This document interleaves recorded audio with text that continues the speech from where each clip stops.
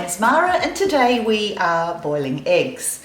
Your dish will be as good as your ingredients, so freshness is key. I have these beautiful free-range eggs which I bought yesterday at the market. We want to cook them at room temperature, which means bringing them out about half an hour beforehand from the fridge. If you forget to do that, which is easy to do, just simply pop them into a bowl of warm water for about a minute and they will bring back to room temperature. Okay, so we need some boiling water. Once it's come to the boil, we shall bring it down to a simmer and ease in our eggs, one at a time.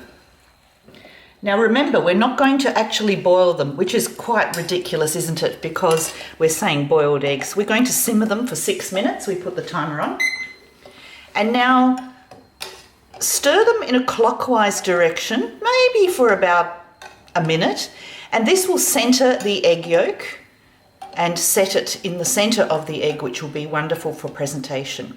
So these eggs will be a soft boiled egg, which means that the egg white will be a lovely silky set egg white, and the yolk will be just set a little bit runny, perfect for using for salad platters or in an egg cup or on toast. Room temperature egg, 70 grams, 6 minutes will be perfect for a soft boiled egg.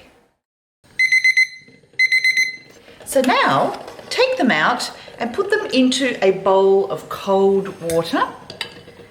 And what this does is stops the cooking process, so you keep the soft boiled egg, and it also helps in peeling the egg and releasing the shell from the egg. And actually a really good point is if you have really fresh eggs, they are harder to peel.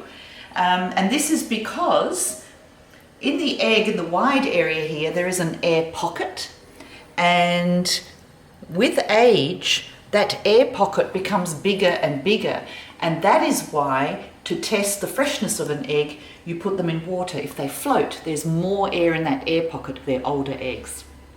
Okay, so let's take it out of the water.